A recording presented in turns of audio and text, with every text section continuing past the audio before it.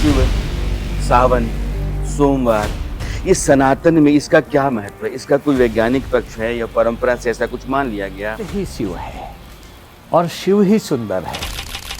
धर्म समाज को आगे ले जाता है या फिर धर्म समाज को नियंत्रित करता है, उसको पीछे मात्र परिजन सखा हमारे, ये आध्यात्म का मूल है। तो सनातन का मूल स्वरूप ये है। भारत में भी एक विचारधारा ऐसी है जो मानती है कि अगर देश में मुसलमानों की आबादी बढ़ गई तो हिंदुओं के लिए खतरा बढ़ तब आती है जब एक विशेष विचारधारा और ऐसी कट्टर विचारधारा जिसमें सर तन से जुदा कर दिया जाए, उनके वाले को न माने। अब मुक्तेश्वर जी कह रहे हैं कि दरअसल यह सरकार जो है वो रावण की सरकार। जब से ये सरकार आई है तब से रावण राज आ गया। इसके पहले राम राज था, 14 के पहले। तप, त्याग, तपस्या का जीवन कहा जाता है संतों का है, और वो जो दिखता है उन दोनों में जमीन आसमान का अंतर। जब समाज के लोगों का, जनता का ही दृष्टिकोण विकृत हो जाए और उसका चश्मा ही बदल जाए संत को पहचानने की। नमस्कार, मैं राणा यशवंत आपका स्वागत करता हूँ।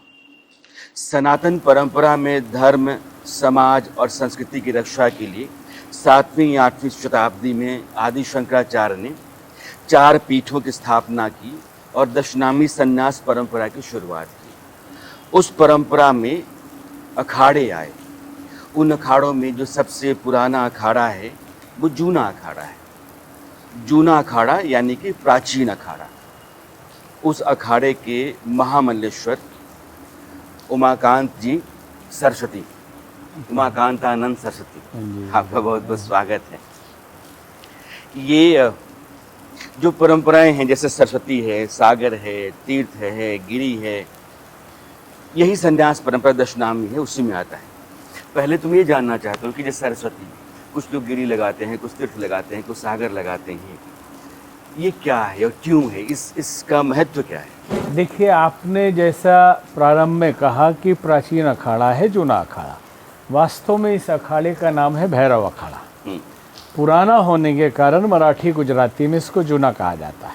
अच्छा। बहुत सारे अखाड़े हैं, श्रेष्ठ हैं, अच्छे हैं, वो दावा करते हैं कि वो पुराने हैं क्योंकि रजिस्ट्रेशन उनका पहले हुआ है, लेकिन है तो प्राचीन यही जूना ही। अब हमारा अनुमान है, कोई हिस्टोरिकल फैक्ट बहुत अभी मिल नहीं पाए हैं, कि जब आदि जगत गुरु शंकराचार्य जी ने सन्यासियों को संगठित किया, क्योंकि उस काल में भी आज की तरह ही बहुत दिक्कतें थी। बौद्ध के कुछ ऐसे पक्ष थे जो सनातनियों की हत्या कर देते थे, और उसके कारण साधुओं को हथियार उठाने के लिए उन्होंने एक सेना बनाई। जिस सेना का नाम रखा गया भैरव सेना, ये वही सेना है। ये सैनिक मार्शल आर्ट ट्रेंड होते हैं, ये पानी में रह सकते हैं, ये वस्त्र भी नहीं पहनते, नागा बाबा होते हैं। तो जो आपने पूछा कि अलग अलग ये 10 नाम क्यों हैं, हमारा अनुमान है, कोई हिस्टोरिकल फैक्ट नहीं, लेकिन अनुमान भी आपको एग्जैक्ट लगेगा कि साधु सन्यासी बहुत पहले से थे हमारे यहाँ, लेकिन बिखरे हुए थे। तो संगठित करने के लिए अनुमान यह कहता है हमारा कि गिरी कंदराओं में रहने वाले संतों को उन्होंने गिरी टाइटल दिया, समुद्र किनारे रहने वालों को सागर टाइटल दिया, तीर्थों में रहने वाले को तीर्थ टाइटल दिया, जो घोर जंगलों में रहते थे, अरण्य जहाँ शेर और ऐसे होते हैं, उसको अरण्य टाइटल दिया, और सामान्य वनों में रहने वाले को वन टाइटल दिया, और भारत भ्रमण करने वालों को भारती और ज्ञान बांटने वालों को सरस्वती। ऐसा हमारा अनुमान है। और नगरों में रहने वाले को पुरी, क्योंकि नाम से ही पता चल रहा, पुरी मतलब नगर होता था, तीर्थ मतलब तीर्थ है, सागर मतलब समुद्र है। तो इससे कैसे कर सकते हो? ये संभावना है कि शायद इसके कारण, और उसके कुछ परंपराएं बना दी कि ये 2 नाम वाले इस मठ से जुड़े रहेंगे, ये 2 वाले इस मठ से जुड़े रहेंगे। वो परंपरा आज नहीं चल रही है, क्योंकि सब अलग हो गई व्यवस्था, और ये सैनिक शंकराचार्य के अंडर में है नहीं, ये अखाड़े के अंदर में ही है सारे। अब अखाड़ा अपने आप स्वतंत्र है। मैं अखाड़ों पर आऊँगा, क्योंकि ये बरसात हो रही है, सावन का महीना है, सोमवार है, शिव तत्व इन दिनों पूरे भारत में भरा पड़ा है। मंदिरों में आप जाएंगे तो लोगों की लाइन लगी पड़ी है, और आप जिस अखाड़े से आते हैं, अखाड़ों में आप जाएंगे तो शैव, वैष्णव और उदासीन, यह 3 आपको परंपराएं मिलेंगी। अब शैव, शिव, सावन, सोमवार, ये सनातन में इसका क्या महत्व है? इसका कोई वैज्ञानिक पक्ष है या परंपरा से ऐसा कुछ मान लिया गया? कुछ तो होता हो। देखिए, पहले तो एक सावन के लिए है कि इसी समय में उनका विवाह हुआ था शिव जी का। अच्छा। क्योंकि शिव एक शक्ति है, ईश्वर को शिव कहते हैं, और उनका धरती पर आना भी हुआ है। अवतार के रूप में नहीं, स्वयंभू प्रकट हुए हैं, धरती पर रहे हैं। इसलिए कई बार भ्रमित हो जाते हैं लोग कि भाई वो कैसे थे जो यहाँ भी रहे थे। तो इस धरती का सबसे बड़ा कोई योगी है आज तक का, महायोगी, तो वो शिव है। और सबसे बड़ा गृहस्थी कोई है तो वो शिव है। क्योंकि शिव के जीवन में अगर देखेंगे तो सारे विविधता और विरोधकारी शक्तियों के बावजूद भी सामंजस्य है। शेर उनके बैल को खा सकता है लेकिन साथ में रहते हैं। सांप चूहे को खाता है, मोर सांप को खा सकता है, ये पूरी एक फैमिली है। तो सबसे बड़े गृहस्थी और सबसे बड़े योगी, आदि योगी जिनको आजकल कहा जा रहा है, कि धरती पर ज्ञान सबसे पहले शिव जी ने दिया सप्तऋषियों को। भगवान ही, परमात्मा ही शिव के रूप में आए। और ये सावन शुरू होता है, जो तिथि है वो उनके विवाह का दिवस है, इसलिए वो एक उत्सव मनाया जाता है। एक ये। दूसरा, जो शिव है, ये सोमवार है तो उनके सिर पे चंद्रमा है, शीतलता का प्रतीक है। और मनुष्य का व्यक्तित्व उसके मन से चलता है। मन का अर्थ होता है विचारों का समूह, कलेक्शन ऑफ थॉट्स। विचार जैसे होंगे, आपकी मानसिकता वैसी होगी, आपका व्यक्तित्व वैसा होगा और वैसे ही आचरण आप करेंगे। तो मन से मनुष्य है, मन का ही सारा खेल है। इसलिए चंद्रमा का मन से संबंध होता है। इसलिए जिसका मन डिस्टर्ब हो, कहते हैं कि आप मून स्टोन पहनिए, मन शांत रहेगा। तो अगर शिव जी पे जल भी चढ़ाते हैं आप सावन में या सोमवार को, तो आपका मन शांत होता है। कई बार भावुक लोग, चंद्रमा से प्रभावित लोग, समुद्र में भाटे आते हैं, वैसे भी अंतःकरण में भी भाटे आना, इमोशनल हो जाते हैं, रोने लगते हैं। और उनको पता नहीं चलता कि आखिर आज हम रो क्यों रहे हैं, आखिर हुआ क्या, इतने भावुक क्यों हो गए। भले ही पुरानी बात को याद करके रो ले। जैसे कोई कवि या शायर कहते हैं कि कौन रोता है किसी और के खातिर, है दोस्त सबको किसी अपनी ही बात पे रोना है। बात याद कर करके रोते हैं, लेकिन उसी दिन क्यों रो रहे हैं। चंद्रमा का प्रभाव पड़ गया। और तपस्या में चंद्रमा का बहुत बड़ा रोल है। तो भारतीय संस्कृति के एक नहीं अनेक ग्रंथों में चंद्रायन व्रत की महिमा बताई गई है कि आपको पाप काटना है, पुण्य कमाना है, शक्ति अर्जित करनी है, तो आप चंद्रायन करें। ये चंद्रमा के साथ आपका खाना ख़त्म होने लगता है। आप भरपेट एक दिन खाते, फिर एक खुराक कम, एक ही बार खाना है। एक खुराक कम हुआ, 2 खुराक कम हुआ, ऐसे कम होते होते 13 दिन में आपका पूरा खाना बंद हो जाता है। और 2 दिन का पूरा उपवास होता है। फिर एक कौर से शुरू होता है, पूर्णिमा के दिन एक पूरा मिलता है। फिर आपको 44 माला गायत्री जपना पड़ता है। फिर मार्जन तर्पण विधि व्यवस्था है। तो इस चंद्रमा से संबंधित है। और चंद्रमा इसीलिए मस्तिष्क पे भगवान शिव के लगाया गया है। और शिव शब्द को समझना भी जरूरी है।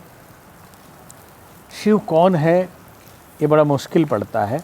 जो दूसरे संप्रदाय होंगे वो अलग अलग तरीके से प्रयोग करते हैं। वास्तव में शिव कोई व्यक्ति नहीं है। इसलिए कहा गया है शिव क्या है, सत्यम शिवम सुंदरम। सत्य ही शिव है और शिव ही सुंदर है।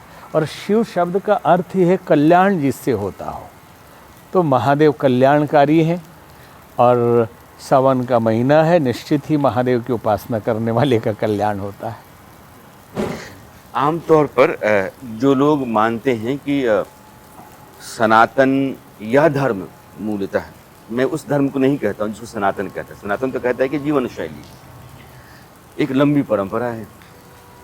लेकिन इस आधार पर रद्द करते हैं कि दरअसल धर्म ने जब भी समाज में अपना दखल ज़्यादा बढ़ाया, तब तब समाज के ऊपर एक गैर ज़रूरी नियंत्रण बढ़ा और दकियानूसी मानसिकताएं बढ़ी, आदिम परंपराएं बढ़ी। तो धर्म समाज को आगे ले जाता है या फिर धर्म समाज को नियंत्रित करता है, उसको पीछे खींचता है, वो रिवर्सिव है। देखिए, पहली बात तो लोगों को धर्म समझना चाहिए। जिसको धर्म मान के बैठे हैं, ये एक मत है, एक विचारधारा है, एक इज्म है। माओइज्म हो सकता है, ताओइज्म हो सकता है, जैनिज्म हो सकता है, क्रिश्चियनिज्म हो सकता है, इस्लामिज्म हो सकता है, बुद्धिज्म हो सकता है, गांधीज्म हो सकता है, बिनोवाइज्म हो सकता है। इज्म का मतलब एक प्रकार की विचारधारा, और एक प्रकार की एक व्यक्ति या एक समूह द्वारा दिए हुए विचार को पूरे समाज पर थोपने की कोशिश की जाएगी, ये धर्म नहीं हो सकता। ये नैतिक परंपराएं हो सकती हैं जो एक क्षेत्र विशेष में पनपी थी कभी, किसी कारण से, उनके सुविधा के लिए, जीने के लिए, खाने के लिए, रहने के लिए। इसलिए जहाँ ये संप्रदाय पनपे उनको रिलीजन कहा गया। और रिलीजन और धर्म में बहुत फर्क है। धर्म मौलिक गुणों को कहा जाता है, धर्म आपके नेचर को कहा जाता है। जैसे केमिकल का हम गुण धर्म कहते हैं कि क्या है, तो धर्म जो स्वाभाविक है और सनातन को धर्म से अलग अगर मान लेंगे तो गड़बड़ हो जाएगा। क्योंकि धर्म सनातन होता है। सनातन का अर्थ होता है न जो कभी पैदा होता है, न जो कभी मरता है, जो है ही, और प्राणी मात्र के कल्याण के लिए वो सिद्ध। जैसे अग्नि, तो अग्नि हमेशा ऊपर ही उठेगी, ये उसका धर्म है और यही सनातन है, सत्य है। अग्नि में जो डालेंगे वो अग्निमय हो जाएगी, ये सत्य है। इसको कैसे झुठला देंगे आप? बर्फ़ को छुएंगे तो आपको ठंडक लगेगी ही, अब इसको नहीं आप झुठला सकते। नहीं, आप कह दें कि नहीं है, गड़बड़ है। तो धर्म ये है। तो मनुष्य का जो धर्म है, संवेदना है, करुणा है, ममता है, प्रेम है, और उसके बाहरी स्वरूप को बनाया जाता है सामाजिक व्यवस्था चलाने के लिए। इसलिए धर्म के अंदर 3 बातों का ध्यान रखना जरूरी है। फर्स्ट जो आउटर लेयर है धर्म का, वो है नीति, नियम, एथिक्स, मोरालिटी, नैतिकता आप जिसको कहते हैं। ये भौगोलिक परिस्थितियों के हिसाब से बदले जा सकते हैं और ये धर्म नहीं है। और यही विचारधारा और केवल नैतिकता समाज को कंट्रोल करता है। यही राजनीति पर हावी होता है। सदियों से क्रिश्चियनिटी चर्च पूरे राजा पे हावी रहे, और इसी तरफ से खलीफाओं का जो खेल चला इस्लामिज्म के नाम पे, वो कब्जा करने का, सत्ता के लिए सारे खेल चले। वो उस बाहरी स्वरूप को, तो बाहरी स्वरूप में क्या होता है, भौगोलिक परिस्थितियों और उम्र के हिसाब से बाहरी परिस्थितियां बदल जाती है। जो अरब में संप्रदाय पैदा हुआ, इज्म पैदा हुआ, वहाँ के माहौल को ठीक रखने के लिए कि जी सकें। आपको साग सब्जी अनाज नहीं है तो गधा, घोड़ा, ऊँट, गाय, बकरी जो भी खा लीजिए आप। हो सकता है कि महिलाओं की जनसंख्या ज़्यादा हो तो आप ज़्यादा शादी कर लीजिए। आप घर में भी शादी कर सकते हैं, चचेरी बहन से भी शादी कर सकते हैं, वो आपकी धार्मिकता है।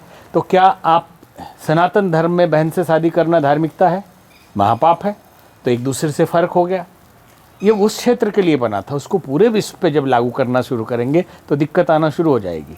अब मंदिर में जाना जूता पहन के महापाप है हमारे यहाँ।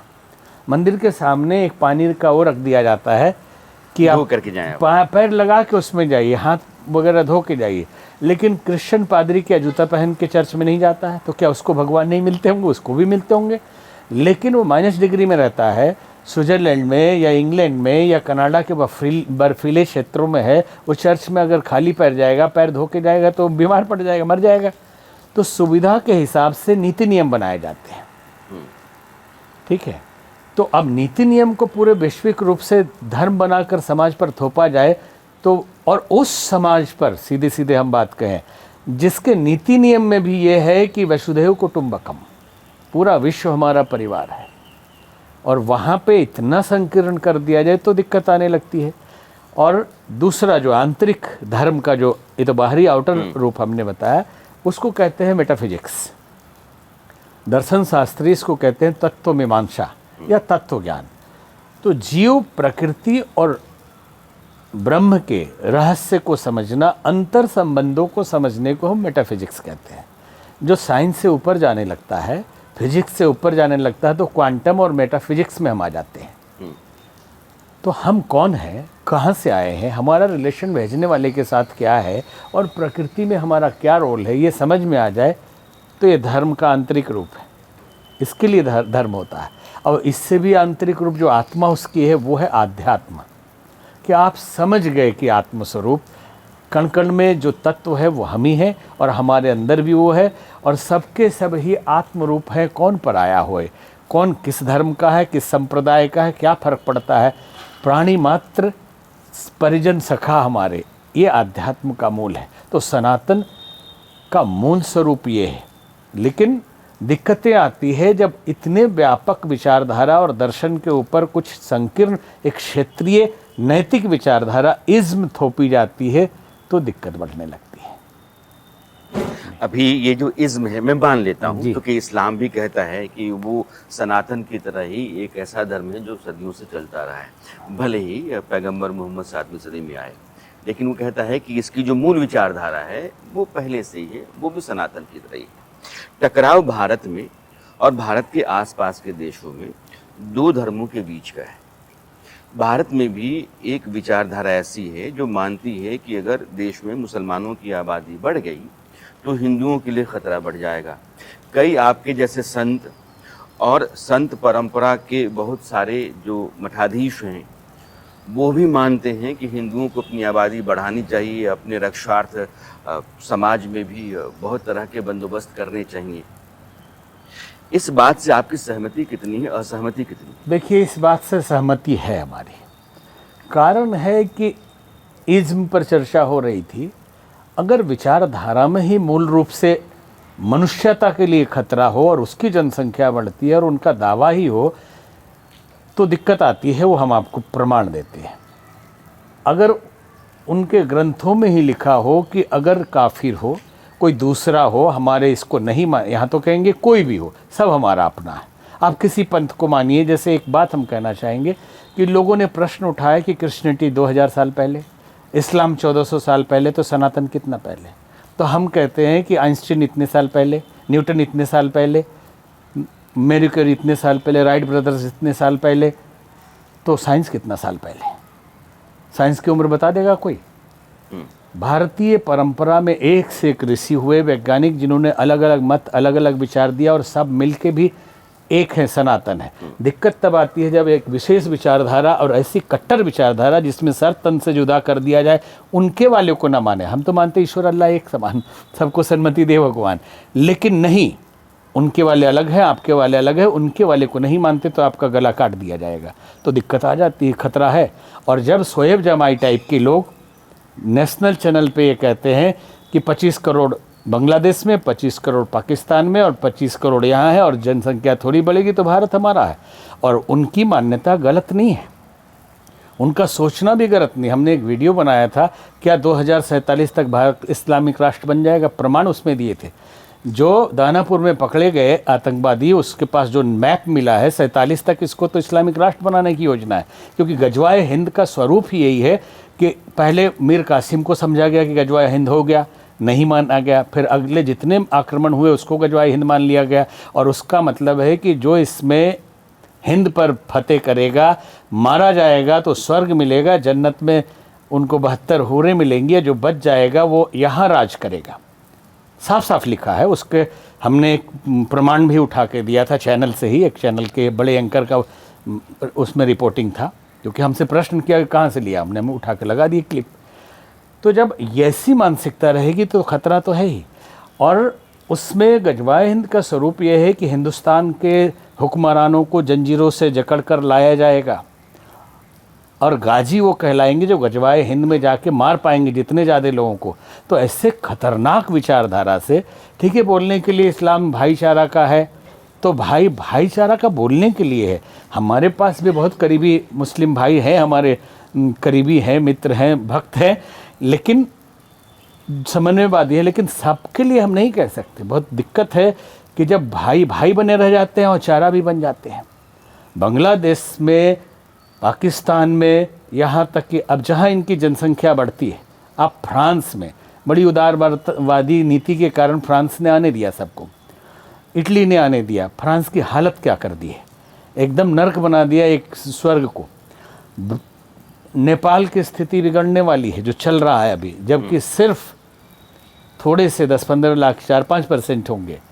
तो जैसे जनसंख्या बढ़ेगी तो खतरा तो है। ये बहुत सामाजिक, अभी एक यूएनओ में भाषण आया जिसमें धर्म परिवर्तन को, जो भारत का प्रतिनिधि, उन्होंने बोला कि धर्म परिवर्तन इकोलॉजिकल सिस्टम के लिए गड़बड़ है, पूरा वातावरण गड़बड़ हो जाएगा। प्रमाण दिया उन्होंने कि जब विविधता होती है तो अलग अलग तरीके से संस्कृति कल्चर से लोग जीते हैं। जैसे यहाँ पे भी अलग अलग है तो पेड़ पौधों को पूजते हैं देवता मान के, इसलिए नहीं कि वो भगवान है, वो नेचर है। नदियों को पूजते हैं, पहाड़ों को पूजते हैं तो पर्यावरण सुरक्षित रहता है। और जितनी वैरायटी रहेगी, लोग अलग अलग मत पंथ इज्म मानते रहें, सब मिलजुल के रह लें तो अच्छा होगा। इस पर विचार किया जा रहा है, यूएनओ का कल का है ये रिपोर्ट, आपको बता रहे हैं। तो इसमें आपने जो पूछा कि सहमति है कि असहमति है, निश्चित ही असहमति है कि खतरनाक है ये। अगर उनकी ऐसी विचारधारा है तो उनको कम से कम भारत में बदलना चाहिए, भारतीय बन के जीना चाहिए। अब जैसे आपकी राय ये है कि भारत में मुसलमानों की आबादी बढ़ जाएगी तो भारत के हिंदुओं के ऊपर खतरा बढ़ जाएगा। अब मुक्तेश्वरानंद जी हैं, शंकराचार्य हैं। भारत में संतों का एक बड़ा धरा जो मौजूदा नरेंद्र मोदी की अगुवाई वाली सरकार है उसके साथ अपनी सहमति रखता है, समर्थन रखता है। अब मुक्तेश्वरानंद जी कह रहे हैं कि दरअसल यह सरकार जो है वो रावण की सरकार है। अभी जो जंतर मंतर पर आंदोलन था, उस आंदोलन के साथ सरकार ने जो रवैया बरता वो दरअसल अच्छा नहीं था और इस सरकार के विरुद्ध में वो लगातार बोलते हैं। तो संत समाज जिस सरकार को कहता है कि हिंदू समाज और हिंदू संस्कृति और उसकी परंपरा के लिए बहुत अच्छी सरकार है, उसी सरकार को शंकराचार्य कहते हैं कि रावण की सरकार है। तो आपके भीतर भी तो बड़ा मतभेद है। देखिए, हमारे भीतर कोई मतभेद नहीं है। अभी तक तो असमंजस है कि उनको शंकराचार्य का पद पूरा मिला भी है कि नहीं, ये भी प्रश्न है। अभी हमें पता नहीं, लेकिन बहुत इस पर विवाद है अभी। और 2-3 प्रश्न इसमें खड़े हो रहे हैं। पहली बात तो ये कि जब से ये सरकार आई है तब से रावण राज आ गया है। इसके पहले राम राज था 14 के पहले। इसके पहले उत्तर प्रदेश में जितने क्राइम होते थे, जितने गुंडे माफिया सब पनपते थे और आम आदमी को जीना मुश्किल था। गाज़ियाबाद और दिल्ली, मेरठ, मुजफ्फरनगर में जो सारे गुंडे और मर्डरर घूम रहे थे, सब समाप्त कर दिए गए। नहीं, हमको तो लगता है अभी मुक्तेश्वरानंद को जो मोतियाबिंद का प्रॉब्लम हो गया है, जिसके कारण ये लग रहा है कि 2014 के पहले नौकरी की दिक्कत ही नहीं थी। सारे लोग आईएएस थे, डॉक्टर थे, इंजीनियर थे, व्यापारी थे, पढ़े लिखे लोग थे, सबकी नौकरी सरकार ने छीन लिया। रावण राज आ गया है। उसके पहले लोग जहाज़ से चलते थे, इतने एयरपोर्ट थे, सबके चार्टर प्लेन थे और सब BMW से ही घूम रहे थे 14 के पहले। कहीं दिक्कत ही नहीं थी, नौकरियों की थी भरमार थी, एक भी आदमी बेरोजगार नहीं था। ऐसा देश सुंदर था। आखिर सरकार ने तो रावण राज ला दिया। इस विचारणीय प्रश्न है कि कहाँ चिंतन जा रहा है कि 2014 के पहले देश में कितने परिवर्तन आए, कितने गठबंधन की सरकार बनी। तारकोल घोटाला तो चारा घोटाला से लेके पेट्रोलियम घोटाला, 2G घोटाला, 3G घोटाला, 4G घोटाला, न जाने कितने टाइप के घोटाले हुए हैं।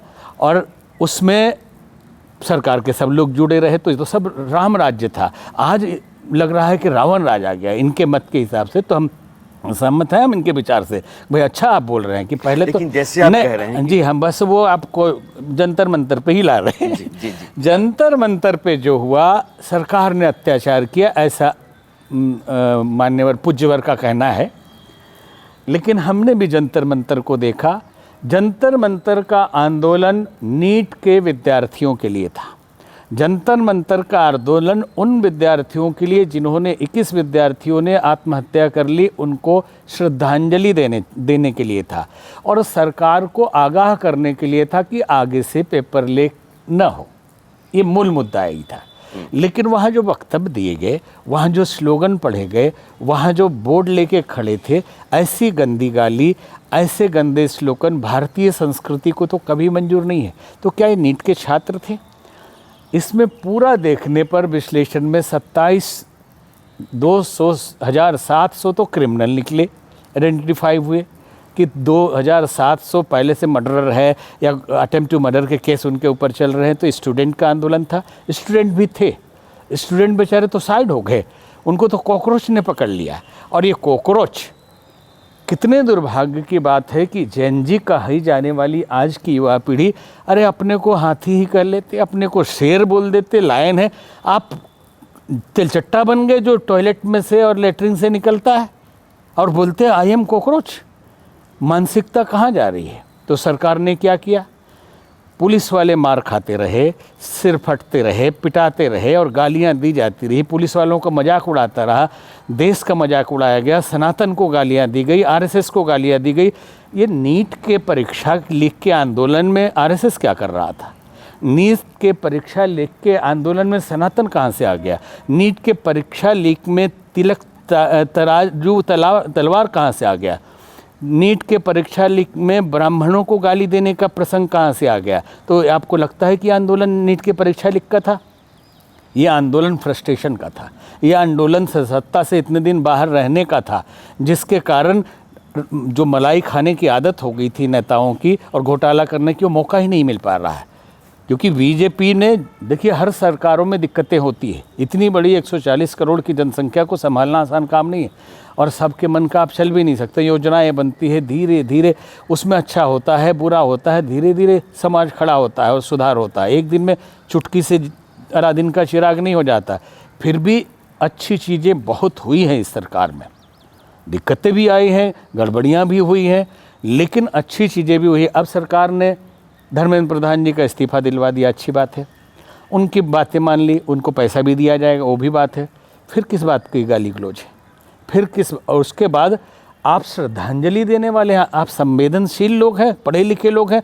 एक आया है अमेरिका से, विदेशी फंडिंग का प्रूफ मिल रहा है, एक आया है नॉर्वे से, और ये सब मिलके इन विपक्षी पार्टियों के मोहरे बने हुए हैं। आप श्रद्धांजलि ही दे देते, लेकिन आप रात को दारू पी के डांस कर रहे हैं, 5 स्टार में पार्टी कर रहे हैं। कौन सी श्रद्धांजलि है? आपके अंदर संवेदना है कि जिन बच्चे मर गए, जो उनके माँ बाप आज रो रहे हैं, उसके पक्ष में आप खड़े हुए थे? आप तो नेता बनने के लिए आ गए। एक उधर के केजरीवाल जी अन्ना को खा के खुद बन गए और उसी तरह के तुम आए हो बनने के लिए। लेकिन अब ये देश ऐसे लोगों को नहीं बर्दाश्त करने वाला। अच्छा जी, मैं 2 बातें मान लेता हूँ। यह मैं मान लेता हूँ कि उस आंदोलन के भीतर, उस प्रोटेस्ट के भीतर पॉलिटिकल पार्टीज ने अपने लोगों को घुसेड़ दिया था। जो नारे, बैनर, तख्तियाँ थे, वो बहुत अश्लील थे, घटिया थे, पुअर थे, वो उन लोगों का किया धरा था। मैं यह भी मान लेता हूँ कि जंतर मंतर पर जिन लोगों ने आकर के जो कुछ भी बयान दिए, वो आपकी आपत्ति को जायज़ में मत ठहराता हूँ। लेकिन सरकार ने अगर अपने मंत्री का इस्तीफा दिलवाया, सरकार ने कॉकरोच जनता पार्टी के समझौता किया, इसका मतलब ये है कि शिक्षा नीति को लेकर के, नीट कराने वाला एनटीए, उसकी खामियों कमजोरियों को लेकर के सरकार यह मान रही थी कि गलतियां हैं, उनको ठीक किया जाना जरूरी है। इन सब के बावजूद देश पूछता है कि भारत का एक बड़ा संत समाज, बीजेपी, संघ और संघ के आनुषंगिक संगठन जो हैं, उनकी तरफदारी क्यों करता है? देखिए, परीक्षा में पेपर लीक नहीं होना चाहिए, गलत है। इस पर सख्त कदम उठाना चाहिए, जिसके लिए कानून बन रहा है या बना। इसके पहले भी हम तो बहुत हमने देखा है चीटिंग होते और परीक्षा पेपर लीक होते हुए इस 30-35 साल में। कभी कोई मंत्री इस्तीफा दिया? कम से कम इस सरकार ने इस्तीफा तो दिलवा दिया, नैतिक रूप से जिम्मेवारी ली। इस 30-40 साल के अंदर नैतिक रूप से घोटाले के लिए किसी मंत्री ने इस्तीफा नहीं दिया है। आज विद्यार्थियों की बात कोई समझ, इस्तीफा दे देने से क्या नीट की परीक्षा के लीक का प्रॉब्लम सोल्व हो जाएगा? एक मंत्री हटा, दूसरा मंत्री आ जाएगा? क्या आप साधु बिठा रहे हैं वहाँ पे? राजनेता ही तो बिठा रहे हैं। तो किसी के इस्तीफा दे देने से समाधान कैसे हो? विद्यार्थी कैसे संतुष्ट होगा? आप विद्यार्थी का समाधान, आप सरकार तो बदल देंगे नहीं, यही सरकार अभी रहेगी। तो योजनाएं, विद्यार्थियों को भी बैठ के अपने इस प्रॉब्लम बताना चाहिए। लेकिन विद्यार्थियों से बात कौन कर रहा था? वहाँ बात करने जा रहे हैं ये सब कॉकरोच, मंत्रियों से भी और नेताओं से भी, कि भाई दिक्कत कहाँ कहाँ आ रही है, विद्यार्थी कहाँ समस्या में है, आत्महत्या करने तक मजबूर क्यों हो जा रहा है, पेपर लीक से कितनी दिक्कत है, कोचिंग सेंटर्स और ये लोग कैसे कर रहा है, पूरा जाल बिछा हुआ है पूरे देश में शिक्षा माफिया का। ठीक है, मंत्री ने, एक मंत्री के इस्तीफा दे देने से पूरा नेटवर्क आप नहीं ख़त्म कर पाएंगे। तो सरकार ने कदम उठाया है और सरकार को और भी कठोर कदम उठाने की ज़रूरत है कि नीचे जड़ तक पहुँचे, कहाँ तक ये समस्या है और किधर किधर ये कराने की साजिश चल रही है। गाजियाबाद में कितनी बार पेपर लीक हुआ हमारे सामने पता है, हम सबको जान रहे हैं। तो कोई इस्तीफा, अभी पंजाब में हुआ, इस्तीफा हो गया? कम से कम इस सरकार ने इस्तीफा तो दिया नैतिक रूप से। तो अरे ठीक है, ये बहुत देवता नहीं है, ये लोग, देवता आदमी नहीं होता है, उसी में से थोड़े से गुण अच्छे हैं तो हम उसी को आगे मान रहे हैं। तो संत थोड़े समाज अच्छे और थोड़े बुरे का है, यानी कि ज्यादा अच्छा कौन है और ज्यादा खराब बस कौन उसी है, में से तो चुनना इसके है। बीच में ही आपको अपना चुनाव करना है। बातचीत सत्ता और राजनीति की तरफ ज्यादा जा रही है, मैं मोड़ना चाहता हूँ। धर्मेंद्र प्रधान ने, जैसे गुरु जी ने कहा, धर्मेंद्र प्रधान ने नैतिकता के आधार पर इस्तीफा नहीं दिया, उनके ऊपर दबाव में आखिरकार इस्तीफा देना पड़ा, और यह दबाव इतना अधिक था कि उसके अलावा कोई विकल्प उनके सामने रहा नहीं था।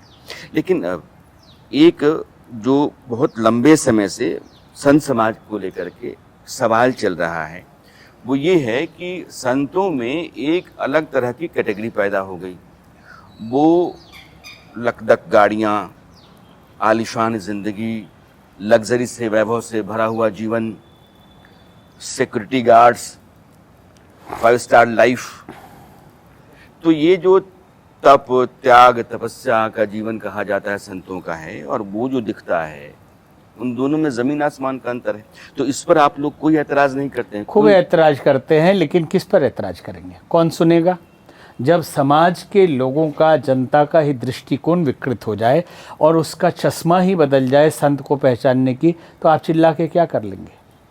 कहते हैं कि कुत्ते भौंक रहे हो तो आप चुप हो जाइए, क्योंकि उससे ज़्यादा भौंक नहीं सकते आप। समझ, बहुत कठोर शब्द हम प्रयोग कर रहे हैं कि समाज में बहुत सारे ऐसे लोग हैं जो स्वभाव से नहीं, प्रभाव से संत को पहचानना चाहते हैं। एक पत्रकार ने हमसे पूछा कि आजकल सदगुरु नहीं मिलते हैं, तो हमने कहा सदचेला मिलते हैं। आज तो चेला, स्वामी विवेकानंद ने एक शास्त्र का उदाहरण दिया था कि शिष्य होने का पहला अर्थ ये है कि इहलोक और परलोक की सारी इच्छा का त्याग कर दो, तो पहली सीढ़ी पर चढ़ने लायक हुए। आज तो गुरु वो तलाशता है शिष्य कि गेरुआ वस्त्र में नेताओं से उसका संपर्क हो, फंडिंग करवा सके, भवकाल बहुत बड़ा हो। अगर भवकाल को ही आप तपस्या और त्याग का लक्षण मान लेंगे तो संस्कृति कहाँ जाएगी? फिर जो सामान्य है वो भी करेंगे कि भाई हमारा भी मार्केट डाउन हो रहा, भवकाल बनाओ, नहीं तो कोई पूछने वाला नहीं। ये दिक्कत आती है। लेकिन हमारी मौलिक संस्कृति रही है, चाणक्य की संस्कृति रही है। चाणक्य एक मंत्री होने के बाद भी एकदम सादगीपूर्ण जीवन जीते थे। हमारी संस्कृति रैदास और कबीर की संस्कृति है जो सादगी से जीवन जीती थी। हमारी संस्कृति ऐसी नहीं कि आप भौकाल और बॉडीगार्ड लेके चले, गाड़ियाँ लेके चले तो संत को संत के रूप में माना जाए, बल्कि हमारी संस्कृति में तो सिद्धार्थ त्याग कर देते हैं राज का, और तब वो गौतम बुद्ध बन जाते हैं, तो लोग उनके शरणों में राजा महाराजा आते हैं। और हमारी संस्कृति तो उस वर्धमान की संस्कृति है जो घर त्याग करते हैं और इतनी तपस्या करते हैं कि वो वस्त्र भी उतर जाता है तो महावीर हो जाते हैं। वैभव से संत की पहचान नहीं होती। संत उसका ज्ञान, उसकी तपस्या आज हो या कल हो, ये सच्चाई कभी बदल नहीं सकती। लेकिन एक सवाल है, आप कह रहे हैं कि वैभव से संत की पहचान नहीं होती है। आज भारत में उन्हीं संतों को लोग जानते हैं जो अपने कथा वाचन के लिए 30 लाख 35 लाख लेते हैं, जिनके लिए गाड़ियों का काफिला लगाया जाता है, जिनके मंच और आयोजनों में प्रधानमंत्री या गृह मंत्री या राष्ट्रपति या राज्यपाल या मुख्यमंत्री इस तरह के लोग आते हैं। तो यह सब जो दिखावे की चीज़ें हैं, इनसे जो भी संपन्न है वो बड़ा संत है, यही एक राय है। ये सच्चाई है, राय है। और प्रधानमंत्री, मंत्री किसी भी कथा में आ सकते हैं, कोई बुरी बात नहीं है। किसी सरल संत के भी कथा में आ सकते हैं और किसी कथावाचक की कथा में भी आ सकते हैं। पहला तो फर्क ये होना चाहिए कि साधु और कथावाचक में फर्क, क्योंकि कथावाचक एक प्रोफेशन है कि वो उस समाज से आते हैं, उनका खानदानी ये पेशा है और समाज को दिशा देते हैं, कोई बुरी बात नहीं है। फिर उसी में समाज कैटेगरी बनाए हुए वो दे रहा है 50 लाख 25 लाख 30 लाख। अब एक संत का नाम नहीं ले, कथावाचक का, बड़े करीबी है हमारे, वो बोले कि हम जब साइकिल पर चलते थे कोई नहीं पूछता था, हाँ आज हम 30 लाख लेते हैं तो लाइन लगी रहती है। तो ये तो कथावाचकों की बात है, वहाँ मेकअप भी होता है, इंतजाम पूरा रहता है। लेकिन समाज को कम से कम इतना फ़र्क करना चाहिए कि त्यागी पुरुष, साधु संत और प्रोफेशनल कथावाचक में फ़र्क करना चाहिए। वो जगत गुरु हो जा रहे हैं आजकल मीडिया के कारण। वो अच्छे हैं, सज्जन है, संत तुल्य है, ज्ञान समाज को बांटते हैं, उससे समाज को दिशा मिलती है, अच्छी बात है। लेकिन उनके वेशभूषा, उनके ड्रेस के कारण लोग संतों को उनसे तुलना न करने लगे कि अरे वो बहुत बड़े हो गए, भवकाल फलाना जी आ रहे हैं तो इतना बड़ा का खर्चा होगा, इतने लाखों की भीड़ हुई। कुंभ के मेले पे नीली आंखों पे मीडिया थी, कुंभ के मेले पे आईआईटी बाबे पे मीडिया लगी हुई थी कि आईआईटी से पढ़ा हुआ फितूर दिमागी पागल आदमी जिसको बोलने का ठिकाना नहीं कि वो क्या जवाब देगा, फिलोसफिकली टोटल रॉन्ग। कभी बोलता हम अवतार हैं, तो कभी हम दुनिया बदलने आ गए हैं, तो हम भगवान हो गए हैं, कभी गांजा पीने लगेगा, कभी लेट जाएगा। और कुंभ के मेले में लोग आशीर्वाद लेने आते थे उन तपस्वी नागा बाबाओं की जो कठिन तपस्या एक हाथ खड़ा किए हुए हैं 50 साल से, जटाजूट उनका इतना दूर तक है, उनके दर्शन आशीर्वाद के लिए लोग आते थे। लेकिन एक भी संत को किसी ने इस पूरे कुंभ में पूछा नहीं। पूरे मीडिया का आकर्षण वही वैभवशाली बाबा रहे जहां अडानी अंबानी आते हैं और भीड़ लगी रहती है। तो समाज को अपने दृष्टि, केवल संतों को दोष देने से कुछ नहीं होने वाला। पूज कौन रहा है और किसको पूज रहे हैं आप अगर फकीरों को, त्यागियों को, बलिदानियों को, तपस्वियों को सम्मान ही नहीं देंगे तो जो दूसरे हैं उनको ही देंगे तो क्या करेंगे तपस्वी? फिर एक प्रश्न आता है, चूंकि अभी नागाओं का आपने उल्लेख किया, मैं उन पर बाद में आऊंगा। आपने इसके पहले भी कथावाचकों को लेकर के और अभी कुंभ को लेकर के समाज के ऊपर गंभीर प्रश्न खड़ा किया कि समाज जो है वही भ्रष्ट हो गया है, तो उसकी दृष्टि बदल गई है कि सही संत कौन है और गलत कौन है ये पहचान नहीं पा रहा है। जबकि संत परंपरा इसीलिए चलती रही है कि उस समाज को सही मार्ग पर लेकर के जाए। दादू, नानक, रहीम, मीरा, चैतन्य, ये सारी पूरी परंपरा एक लंबी संत परंपरा भारत की रही है।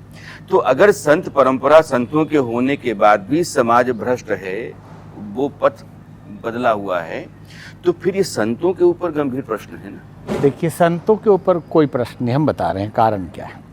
पहले के ज़माने में डायरेक्ट संत इंस्ट्रक्शन करते थे, संत जाते थे, संत उपदेश देते थे, भक्ति भाव जगाते थे। अभी है मीडिया, और उससे खतरनाक है सोशल मीडिया, जो मनमौजी कुछ भी डाल दीजिए। और समाज विचारों से चलता है, मन से चलता है, और जो परोसा जा रहा है हाथ में मिल रहा है। संत क्या कर लेंगे बेचारे, उनके पास फंड भी नहीं तो कैमरा भी नहीं है बेचारे के पास। कुछ तो है जो थोड़ा सा है तो अपना वीडियो बना के डाल देते हैं, उनके भी फॉलोअर हैं अच्छे, जो त्यागी हैं, तपस्वी हैं, उनका भी लोग सुन रहे हैं। जैसे अभी बहुत सारे संत हैं जिनको लोग सुन रहे हैं, मार्गदर्शन उनका मान रहे हैं। युवा पीढ़ी भी और भीड़ भी उनके तरफ भी जा रही है, जो कोई ढोंग ज़्यादा नहीं है, फिर भी उनको मान रहे हैं।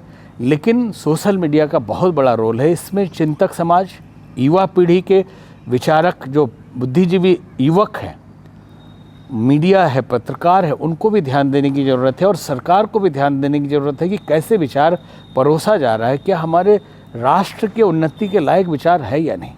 उस पर बैन भी होना चाहिए। कुछ भी एडल्ट के नाम पे डाल दे रहे हैं, कुछ भी बना के डाल दे रहे हैं। और कुछ ऐसे सीरियल चलने लग रहे हैं जो 3-3 पत्नी, इसके बाद ये पत्नी, इसके बाद वो पत्नी। हमारी संस्कृति तो है नहीं। बिग बॉस जैसे कार्यक्रम आने लगते हैं, लोग बैठ के देख रहे हैं घंटों, वो लड़ेंगे झगड़ेंगे और टीआरपी के लिए पहले से प्लान होगा सब कुछ। तो संत दे रहे हैं उपदेश, संतों की गलती नहीं है, संतों की सीमा है। इसमें एक बड़ा प्रश्न आपके कहे से ही खड़ा होता है। मैं ऐसे 10 संतों का भी नाम ले सकता हूं जिनके प्रवचन के समय लाखों की तादाद में लोग बैठे होते हैं, उनको ईश्वर की तरह सुनते हैं और उनके कहे पर वो अक्षरशः चलते हैं। क्या उन संतों को या उन जैसे संतों की एक बड़ी मंडली बढ़ा करके भारत के समाज को सही रास्ते पर लाने की कोशिश नहीं की? मैं ये तब सवाल काल्पनिक है, व्यवहारिक नहीं है। लेकिन जब संत समाज बहुत ही जागरूक रहता है, जब बहुत ही मुश्किल दौर में हिंदू समाज था, आक्रांताओं के दबाव में था, उस समय उस समाज को संगठित करने के लिए संतों ने बड़ा उद्यम किया है। तुलसीदास उसके बहुत बड़े उदाहरण हैं। आज आपने लाख, 1.5 लाख रुपए, 10 लाख, 20 लाख रुपए ले लिए, आप गए, गाड़ी से उतरे, आप एयर कंडीशन कमरे में बैठे, फिर मंच पर गए, नीचे लोग बैठे हुए, आपका आसन भगवान की तरह ऊपर लगा हुआ है, आपने प्रवचन किया, अपना झोला उठाए, पैसा लिए, चले गए। तो आपका समाज से सरोकार कितना है? संत क्यों कहें, कथावाचक क्यों है? तो कारोबार है, व्यवसाय है। देखिए, साधु व्यवसाय नहीं करता, सीधी बात करते। फर्क यही हमने पहले बताया। व्यवसायी कथा कर सकते हैं, एक प्रोफेसर, एक कवि, एक गायक कथावाचक बन सकता है, क्योंकि प्रोफेशन है उसका। वो जाके मुशायरा में ड्रेस बदल लेगा, और यहाँ के आपको उपदेश देगा, चरित्रवान बन जाएगा। भाई जब ड्रेस ही आप बदल रहे, सन्यासी तो कभी ड्रेस बदलता नहीं। आप 24 घंटे इसी कपड़े में आप देखेंगे भगवा में। लेकिन ड्रेस बदल के कभी मुशायरा में कोई जा रहा है? और समाज को बार बार हम ये कह रहे हैं कि साधु क्या करेंगे जब समाज ही उन्हीं को एक्सेप्ट कर रहा है कि हम 30 लाख दे के इनको 3 दिन के लिए बुलाएंगे, इनके लिए पूरा इंतजाम करेंगे और भीड़ भी लाई जाएगी, टिकट भी रखा जाएगा। ये बहुत प्रसिद्ध है। यहाँ सिद्ध कौन खोज रहा है? प्रसिद्ध खोज रहे हैं। और प्रसिद्धि तो खरीदी जा सकती है।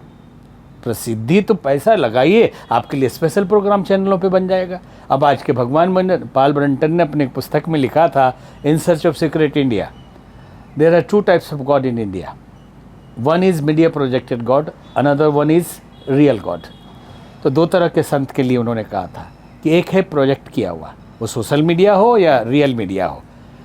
तो अब इसमें प्रोफेशन, साधु का प्रोफेशन नहीं होता, वो तो श्राद्ध तर्पण पिंड दान करके बैठा होता, न बाल न बच्चा न पत्नी। किसके लिए जी रहा है? वो जो मेहनत भी करता है वो तो समाज के लिए करता है। कोई मठ मंदिर भी बना दिया तो समाज को देने के लिए करता है। और प्रोफेशनल लोग अगर अच्छी बात बताते हैं तो कोई बुरी बात है नहीं, लेकिन समाज को ज़रूर फ़र्क करना चाहिए कि अच्छी बात बता रहे हैं वहीं तक, क्योंकि जो खुद आचरण में उतारा होगा उसका उपदेश सुनेंगे तो उसमें और केवल बताने और भीतर में कुछ होने में बहुत फर्क होगा। तो जी एक प्रश्न समाज के भीतर में, क्योंकि लोगों से मिलता जुलता रहता हूँ, तो ये बार बार आता है कि राजनेताओं की तरह साधु संतों के भीतर भी एक मताक्य है कि हम सबका घर शीशे का है, हम पत्थर ना फेंकें। बाबा के नाम पर आप कारोबार करें, आप कोई भी साधु महात्मा प्रश्न नहीं करेगा। बाबा के नाम पर आप चमत्कार करें, कोई भी साधु महात्मा प्रश्न नहीं करेगा। बाबा के नाम पर आप लाखों लाख एक पूजा पाठ के लिए उगाएं, कोई साधु महात्मा चमत्कार नहीं करेगा, आप उस पर एतराज नहीं करेगा। तो यह जितने तरह के विभ्रम फैला के रखा गया है, एक आदमी बताइए, एक साधु महात्मा बोले कि साधु का चरित्र नहीं है, संत परंपरा नहीं है, ये भारत के सनातन समाज को ठीक रास्ते पर लाने के लिए जो संकल्प लिया गया या जो परंपरा चलती रही है उससे बिल्कुल अलग है, ये ऐसा नहीं है। ये आवाज़ तो उठती नहीं। आवाज़ उठती है, आवाज़ को बहुत ज़्यादातर टिकने नहीं दिया जाता, आवाज़ उठती है। हम आज भी आवाज़ उठा रहे हैं आपके साथ बैठ के कि ये जादू टोना टोटका बता बता के कि बेलपत्र में शहद लगाइए, शिवलिंग पे चढ़ाइए, बच्चा परीक्षा में पास हो जाएगा। उस आदमी का बच्चा खुद फेल हो जाता। अखबार की कटिंग रखी है हमारे पास, 25 लाख 50 लाख की भीड़ होती है उस कार्यक्रम में, उससे ज़्यादा वो जानते नहीं हैं कुछ। तो हम लोग जब बचपन में कोर्ट कचहरी के सामने जो टोना टोटके की किताबें बिकती थी, वो पढ़ते थे कि ऐसा नींबू लीजिए, ऐसा कर लीजिए, ऐसा इससे हो जाएगा, खूब करते थे। लेकिन इन अंधविश्वासों को हम समाज में नहीं पनपने देना चाहते हैं कि केवल अगर बिलपत्र चढ़ाने से और शिवलिंग रख लेने से परीक्षा में आप पास हो जाएंगे। पुराणों की अपनी महिमा है और भगवान शिव की अपनी महिमा है, पुरुषार्थ की अपनी महिमा है। तो सरकार को चाहिए कि सारे विश्वविद्यालय बंद करे, केवल परीक्षा करवाए और बिलपत्र चढ़ाइए, बिलपत्र की खेती करवाए, शिवलिंग स्थापित कराए और परीक्षा दिलवाइए। IAS IPS और मेडिकल नीट फीट को लफड़ा ही ख़त्म कर दीजिए, लाइब्रेरी शिक्षा मंत्रालय ही खत्म कर दीजिए। नहीं, लेकिन इसी समाज के भीतर एक व्यक्ति ये कहता है कि ऊपर से सीधा मेरा कनेक्शन है, हम आपके जीवन की पर्ची खोल करके बाँच देंगे और आपके बारे में बता करके आपका भाग्योदय कर देंगे और वो सुपरस्टार बाबा बन जाते हैं। सुपरस्टार बनने के लिए आप समाज इतना ज़्यादा तकलीफ में होता है, हर आदमी को तकलीफ है, हर आदमी के घर में बीमारी। उनका जीवन तो मजे में है। हाँ, तो मजे में हजारों हजार की तादाद में लोग भागते। कौन बना रहा है? यही बना रहे हैं। रोड शो होते हैं। हाँ, तो उसी बात, लाखों की तादाद में लोग उनको छूने तक के लिए नहीं, उसी बात पे आ रहे हैं, उसी बात पे आ रहे हैं हम कि देखिए, आप घर घर में तकलीफ है, बीमारियां कहाँ नहीं है, लेकिन हर आदमी आशा ढूंढ रहा है कहीं मिल जाए, कहीं मंदिर में। इसलिए हॉस्पिटल में भी भगवान लगा के रखते हैं। प्लेसिबो इफेक्ट आपने सुना होगा कि अगर आप भावनाएं ऐसी हो तो आधी बीमारी तो ऐसी ठीक हो जाएगी। तो इन तथाकथित, बाबा बोलना उचित नहीं है, तथाकथित इस वेशधारी लोगों को जो मन की बात बताते हैं, पर्चा पर्ची लिखते हैं, इनके पास जाते जाते 99% तो लोग ठीक हो जाते हैं। सच्चाई बता रहे हैं हम। ये बहुत बड़ा साइकोलॉजिकल रिसर्च है कि अगर भावनाएं इतनी प्रबल है किसी पत्थर के प्रति भी, किसी मंदिर के प्रति भी, किसी व्यक्ति के प्रति भी, तो आप ऐसे ही ठीक हो जाएंगे, आप सफल हो जाएंगे। बहुत साइकोलॉजिस्ट और बहुत मेंटलिस्ट भारत में है जिनको हमने कई न्यूज़ चैनल पे देखा जो वहीं पे पर्ची बना के दिखा दिया, पर्ची पहले एंकर को दे चुके थे और बाद में बताया कि ये होने वाला है और ये लड़की ये बोलेगी, और बोले ये ट्रिक है। और ये ट्रिक पूरा बुंदेलखंड में चलता है। हम किसी व्यक्ति विशेष पर टिप्पणी नहीं कर रहे, लेकिन कोई भक्त भी ये कर सकता है। लेकिन इन अंधविश्वासों से जितना समाज दूर रहे उतना अच्छा है। केवल इसी का नहीं, ओझा सोखा 8 लाख गांव है भारत में, कम से कम 15 लाख ओझा सोखा और पर्ची निकालने वाले, भविष्य बताने वाले मिल जाएंगे आपको। और उस 15 लाख में से 2-4 लाख ऐसे हैं जो थोड़ा मोड़ा टोटका जानते हैं, जो अध्यात्म नहीं है, कोई सिद्धि नहीं, वो टोटका है। अब सिद्ध किया जाता है मीडिया के द्वारा भी, आप सिद्ध पुरुष हैं, बड़े बड़े अदालत लगाई जाती है और पूछा जाता है कि आपने पर्चा इसका निकाल दिया, इस राष्ट्रपति का निकाल दिया, उसका निकाल दिया, इसका निकाल दिया, भविष्य बता दें। क्रिकेट मैच में हार जाता है इंडिया और निकाला जाता है पर्ची की जीत जाएगा। तो ये समाज देख नहीं रहा है कि भविष्यवाणी गलत हो गई, पर्ची फेल हो गया, फिर भी लाखों की भीड़। अब पर्चियों से समाज चलेगा कि पुरुषार्थ, तपस्या, मेहनत, ज्ञान, इससे सनातन चलेगा। जैसे आपने कहा कि मैं अपने देश को स्वावलंबी बनाना चाहता हूँ, देश के साधन संसाधन उपज इसके आधार पर देश के लोगों का स्वास्थ्य बेहतर करना चाहता हूँ, स्वदेशी का मैं अलग जगाना चाहता हूँ। आप लाखों लाख का कारोबार कर लेते हैं, आप गेरुआ पहनते हैं, पता चलता है कि आपके बहुत सारे उत्पाद जो हैं मिलावटी हैं, उन पर पाबंदियां लगा दी गई, फिर भी आपका पराक्रम जो है पूरे भारत में एकदम चौचक दौड़ रहा है और आपका पुरुषार्थ जो है उसकी पूजा हो रही है। तो यह तो देखिए, साधु और बिजनेसमैन में बहुत फर्क है। ये तो दो एक हाल में तो यही चल रहा है। हाँ, तो बिजनेस समाज को भी समझना चाहिए कि व्यापार करने वाला अगर साधु के वेश में भी है तो वो बिजनेसमैन है। मैं जानना चाहता हूँ, पर्ची निकाल करके आप पैसा कमा रहे हैं, जी हाँ, आप लाखों लाख लेकर के आप कथा वाचन करके पैसा कमा रहे हैं, आप सामान बेच करके लोगों को भरमा करके भटका करके पैसा कमा रहे हैं, आप तंत्र मंत्र टोटका बता करके पैसा कमा रहे हैं। तो अलग अलग तरह की दुकानों को खोल करके पैसा कमाने की जमात का नाम साधु समाज नहीं। अब इसमें फर्क करना जरूरी है। कथा करके पैसा कमा रहे हैं तो कथावाचक को लोग दे रहे हैं, करवा रहे हैं सत्संग करवाने के लिए, एक पहली बात है।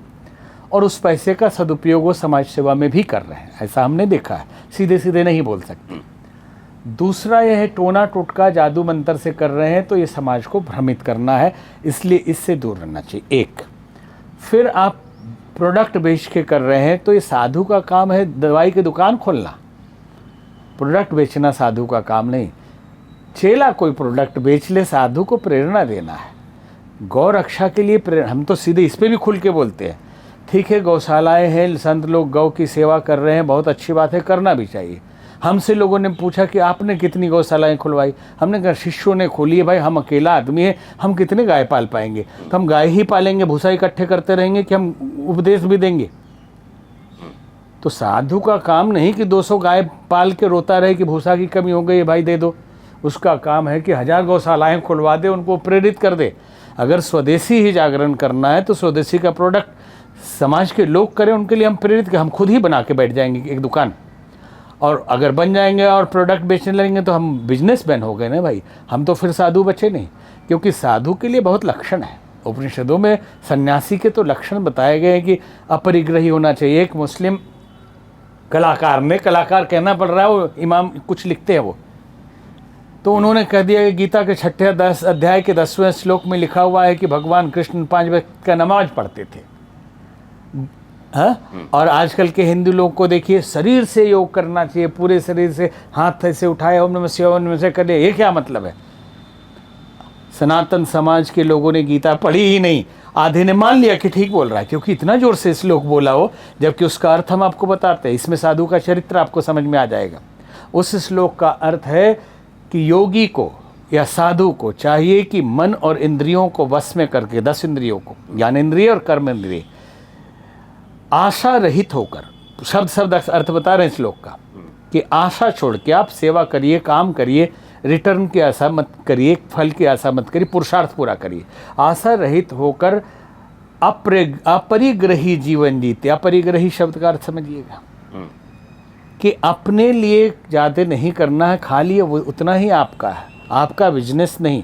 अब मजबूरी में साधु का अकाउंट खुलवाना पड़ता है, नहीं तो साधुओं के लिए अकाउंट भी वर्जित था कि साधु पैसा छुए तक नहीं। लेकिन अब आजकल क्या है, कई साधु ऐसे भी मिल जाएंगे। एक जसुरानंद जी कथावाचक सुनाते थे कि एक संत पैसा नहीं छूते थे, तो भाई वो देंगे कैसे, दान जो दे रहे हैं, तो एक साथ में रखते थे, वो लेता था। तो पूछा गया कि भाई तो आप खर्च कैसे करें, बोले यही खर्च करेगा। तो बोले कि ये छूते नहीं है, ये बटोरते हैं। हाँ, इस तरह का भी होता है। तो अब साधु वेस्ट में हो सकते हैं, समाज में प्रतिष्ठित हो सकते हैं, लेकिन व्यापारी ही होंगे ना जी। बिजनेसमैन की कैटेगरी होती है। अब वस्त्र पहने हुए अलग बात है। अभी समस्या होती है कि अगर 10 नाम संन्यास में 10 नाम आपके आगे नहीं है तो आप सन्यासी हैं ही नहीं, गेरुआ पहनने का अधिकारी ही नहीं है, या तो वैष्णव सन्यासी होंगे आप। तो बहुत ऐसे भी आपको मिल जाएंगे जिनके आप नाम के आगे 10 नाम नहीं मिलेगा उन व्यापारियों के। अभी गुरु जी चूंकि गीता और गरुआ सिर्फ महाराज मिलेगा। हाँ हाँ हाँ, कोई सरस्वती भारती तीर्थ नहीं मिलेगा, आप देख लीजिए नाम। अभी चूंकि आपने गिरुआ का उल्लेख कर दिया और गीता के, मैं दोनों पर आना चाहता हूँ। लेकिन सनातन परंपरा ने इसी रंग को क्यों अपनाया गेरुआ? इसको लेके इतना बवाल है। इंडियन हॉकी टीम का जो जर्सी थी उसको आपने गेरुआ कर दिया है, तो बताइए गेरुआ आपने क्यों कर दिया भाई? देखिए, गेरुआ नहीं किया होगा, ऑरेंज किया होगा। गेरुआ कसाय है, कमो बेस्ते कलर है ना, कलर में भी बहुत फर्क है। हाँ। अब लोगों को अच्छा लगने लगा है और उनको लगता है कि हम धार्मिकता और सनातन का प्रतीक लग रहा है, तो वो उसके आसपास वाले कलर पहन रहे हैं। इसलिए कलश यात्राओं में माताएं भी बहुत ऑरेंज साड़ियाँ पहन के जाती हैं, वो सन्यासी नहीं हो जाती है। ये अग्नि का प्रतीक है। भारतीय संस्कृति में अलग अलग जो प्रकृति के साथ चीज़ें हैं उसको अपनाया गया है। अग्नि जलाने का प्रतीक है, उसमें जो कुछ भी डालेंगे वो भस्म हो जाएगा। आप कचरा भी डाल देंगे ना तो वो अग्निमय हो जाएगा, लाल हो जाएगा। आप लोहा भी डाल देंगे, लाल हो जाएगा पिघल के।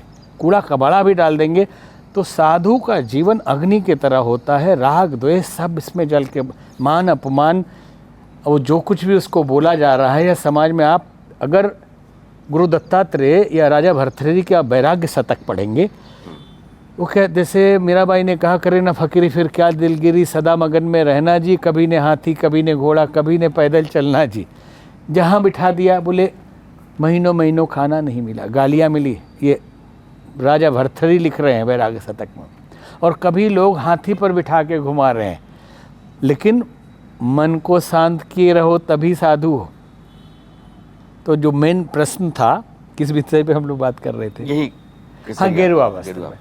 तो गेरुआ वस्त्र त्याग का प्रतीक है। जब आप श्राद्ध तर्पण पिंड दान कर देते हैं, अपने 7 पीढ़ी के माँ के तरफ से, पिता के तरफ से, अपने जिंदा माता पिता का भी और अपना भी पिंडदान कर देते हैं, तब आपको गेरुआ वस्त्र मिलता है। अन्यथा ब्रह्मचर्य की दीक्षा मिलती है, सफ़ेद वस्त्र दिए जाते हैं। जैसे भी आपका तिलक है जी। अब ये परंपरा में लोग बहुत कम जानते हैं कि ये शैव परंपरा का तिलक नहीं, शैव परंपरा का नहीं, वैष्णव परंपरा का तिलक अलग है, त्रिपुंड अलग है। तो अलग अलग तरह के तिलक देखिए क्या हुआ, इसमें अलग अलग चिंतक विचारक, जैसे जगत गुरु रामानुजाचार्य, जगत गुरु रामानंदाचार्य, ऐसे अलग अलग आए और लोग उनके अनुयायी बढ़े। तो पहचानेंगे कैसे वैष्णव में भी कि ये हमारे वाले हैं, इनके वाले हैं। तो तिलक से ही वो पहचान उनकी हुई। और शिव है तो त्रिपुंड लगाएंगे। अब हम लोग, पसीना होता है गर्मी में, वो सब चू जाएगा, इसलिए महात्मा है, साधु हैं, तो एक तिलक कुछ भी लगा लीजिए, खाली खाली ना रहे। नहीं तो त्रिपुंड शिव जी की तरह लगाने का हम लोगों की परंपरा है। जैसे अभी ये रुद्राक्ष है, अब वो कई मुखी रुद्राक्ष है। सनातन में बहुत लंबे समय से रुद्राक्ष का उल्लेख होता रहता है। रुद्राक्ष जो आपने पहना है ये क्या है, और रुद्राक्ष का सनातन से संबंध क्या है? देखिए, रुद्र से आई, सावन है और शिव जी की चर्चा हो रही है। रुद्र अक्ष, शिव के आंख से एक बूंद गिरा आंसू का, किसी कारण से, बड़ा प्रसंग है, और जमीन पे वही पेड़ बना। तो इतना कल्याणकारी है ये रुद्राक्ष कि अपने आप में इसकी महिमा है। ये वाइब्रेशन के कारण है। साइंटिफिक अगर देखेंगे तो लैब में इसका टेस्ट होता है। तो अलग अलग मुखी रुद्राक्ष, 16 मुखी तक, एक मुखी से, उसके अलग अलग आपके मानसिक स्थिति पे इफेक्ट डालता है। तो एक मुखी को ज़्यादा महत्व दिया जाता है। हम ये मानते हैं कि एक मुखी को इसलिए दिया जाता है कि रेयर है। चपटा वाला मिलता है, गोल वाला मुश्किल मिलता है। एक तो हम पहने हुए हैं गोल वाला, किसी हिमालय से साधु ने दिया था। बाकी अक्सर 5 मुखी ही गुरु भी देते हैं, मार्केट में ज़्यादा मिलता है। डुप्लीकेसी में कई बार ऐसे 6 मुखी भी मिलता है, 8 मुखी काट के भी कई बार बना देते हैं सब 15 मुखी और बेच देते हैं सब, तो ये भी चलता है। तो ये 5 मुखी है, हमारे गुरु द्वारा दिया गया है, इसलिए हमने धारण किया है। और शिव भक्तों को रुद्राक्ष धारण करना भी चाहिए, और सावन है इसमें, और इसकी गरिमा भी होती है कि ऑर्नामेंट्स के रूप में लोग पहन लेते हैं। मांस मदिरा खा रहे हैं फिर भी पहन लेते हैं, ये उचित नहीं है। इसको बाथरूम जाते समय भी खोलना पड़ता है, नहाते समय भी खोलना पड़ता है, फिर बार बार इसको गंगा जल में इसकी एनर्जी को फिर से इस्टेब्लिश करना पड़ता है, इसकी पूजा करनी पड़ती है। तो हमारे पास पेड़ भी है, आश्रम में आए कभी हरिद्वार। व्यक्ति के जीवन में अगर वो धारण कर भी रहा है तो क्या अंतर आएगा, इससे उसको क्या मिलेगा? देखिए, व्यक्ति कौन है ये महत्वपूर्ण है कि क्या व्यक्ति चरित्रहीन है तो पहन ही ले तो कितना फर्क पड़ जाएगा। क्या व्यक्ति क्राइम करने वाला है, साधु पहनेगा तो उसकी साधुता में 4 चांद लग जाएगी। ब्लड प्रेशर वाला पहनेगा तो थोड़ा सा ब्लड प्रेशर को कंट्रोल करता है रुद्राक्ष। लेकिन केवल इसी को पहनने से सब हो जाएगा, ये हम नहीं मानते कि अंगूठी पहन लेने से आपका भाग्य बदल जाएगा। तो अमीर लोग सारे अंगूठी का खजाना ही खरीद लेते और पूरे शरीर पर धारण ही किए रहते। कुछ फर्क पड़ता है थोड़ी किरणों का, ग्रहों का, लेकिन बहुत भाग्य आपका इससे नहीं बदलने वाला। आपका भाग्य आपके चिंतन और चिंतन के द्वारा किए गए कर्म आपके पुरुषार्थ से ही बदलेगा। आपने नागाओं का उल्लेख किया, तुमने कहा था कि बाद में इस पर आऊँगा, क्योंकि वो चर्चा में आ गया तो मैंने कहा कि प्रश्न तो होना ही चाहिए, क्योंकि ये अजीब सा रहस्य है और समाज के लोग चर्चा भी करते रहते हैं। ये जसगामी संन्यास परंपरा की नींव जब रखी शंकराचार्य ने, तो उन्होंने सैनिकों को तैयार किया। ये दिखते तो कुंभ में हैं कि ये नागा हैं और हर अखाड़े के साथ नागा साधु हैं। जब कुंभ समाप्त हो जाता है उसके बाद ये कहाँ जाते हैं, ये तैयार कैसे होते हैं, रहते कहाँ हैं, इनका जीवन यापन कैसा? देखिए, अधिकतर नागा जंगलों में रहते हैं।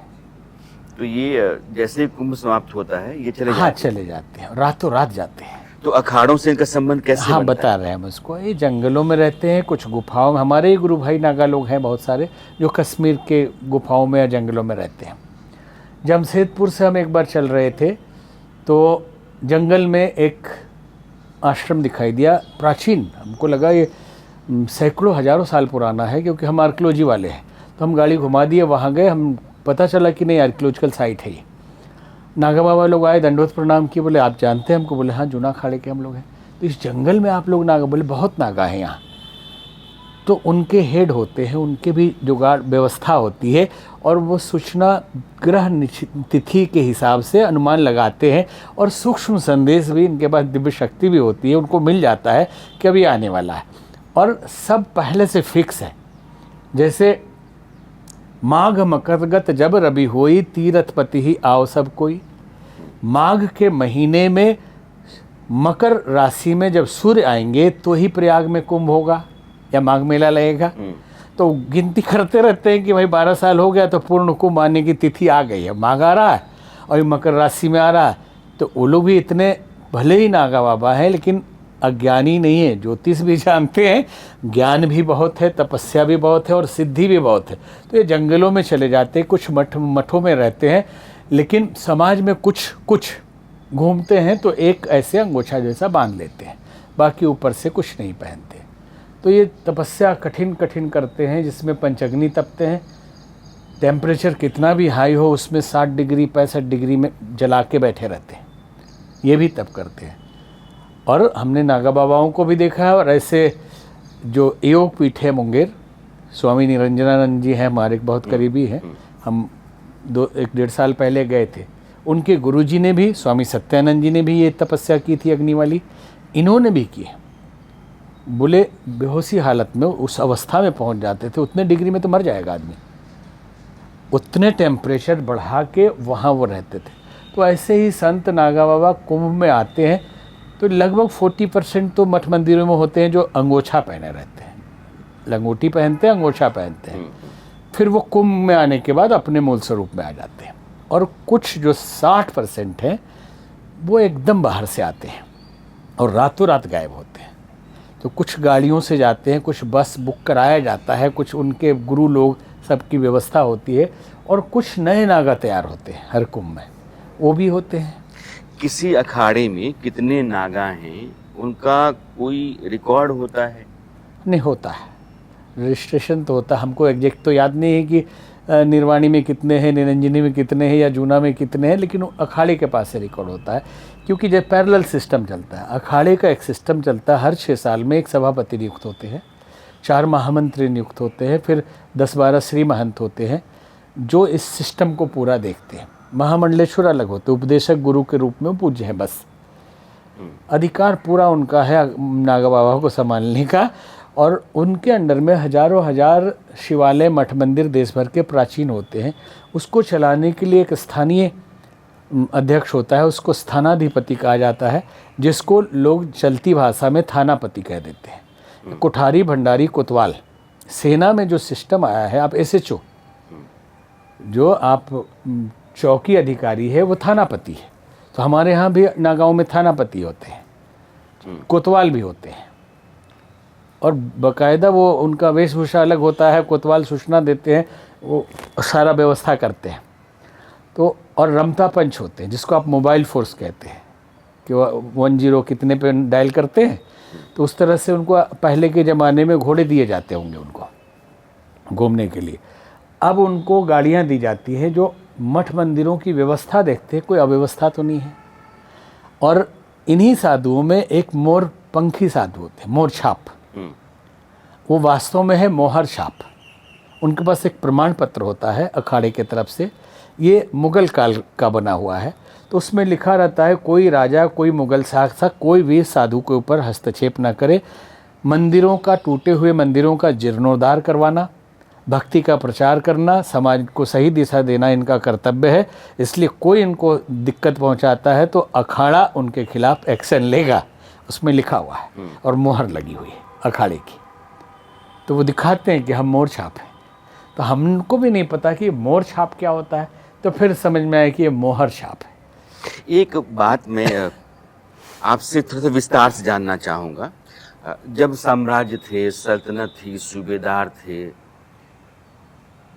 रियासतें थी, तब तो हिंदू समाज को संगठित रखने, शास्त्र और शस्त्र दोनों की व्यवस्था बनाए रखने के लिए अखाड़ों ने अपना जिम्मा उठाया होगा।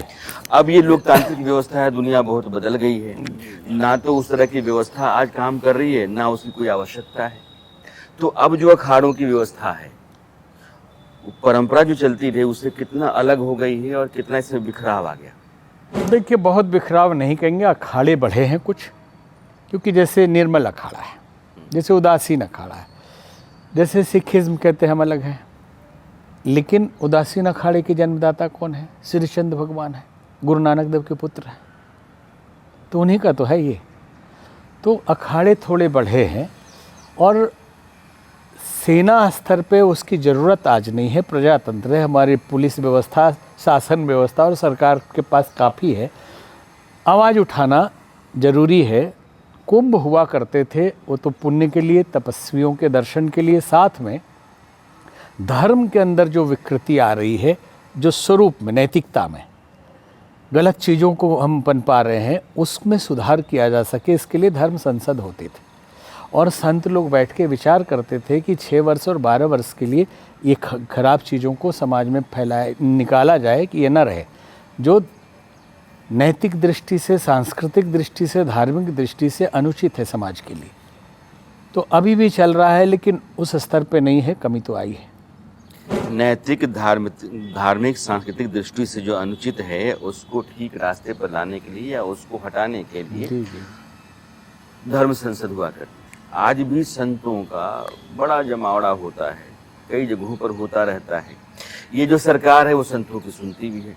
अभी आप कह रहे हैं कि सोशल मीडिया पर बहुत सारी चीज़ें हैं जो भारत के समाज में विकृति पैदा कर रही हैं। टीवी चैनलों पर, OTT पर आप भी कह रहे हैं कि बहुत सारे सीरियल चल रहे हैं जो समाज को भटकाव का शिकार बना रहे हैं, परंपरा टूट रही है। तो क्या यह जो संत समाज है, जो पहले कभी संसद बिठाता था अपनी, वो सरकार के साथ बैठ करके समाज को ठीक करने की बात नहीं कर सकता है? कर सकता है, करना चाहिए, किया भी है, लेकिन और ज़ोरदार तरीके से इसको करने की ज़रूरत है कि इस पे ज़रूर ध्यान देना चाहिए सभी संतों को। हम यहाँ से भी आह्वान करेंगे कि अभी संसद भी चल रहा है, पहले धर्म संसद चलता था, अभी 5-6 बार उसमें जातिगत मुद्दे उठे, समाज के ऊंच नीच के मुद्दे उठाए गए, किसको ध्वस्त किया जाए, संत अपने शिष्यों के बीच में आवाज़ उठाएं कि हम मिलजुल के रहें, ये सब सामाजिक मुद्दे थे।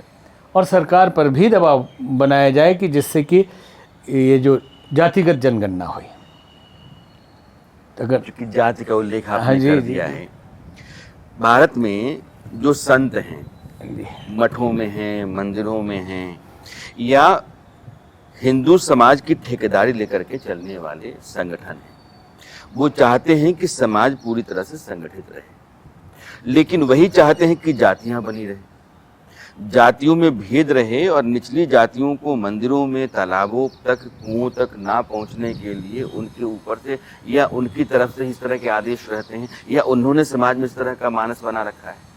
तो ये दोनों जो बातें हैं कि आप चाहते हैं कि समाज संगठित भी रहे और जातियां बनी भी रहें, ये कैसे चलेगा?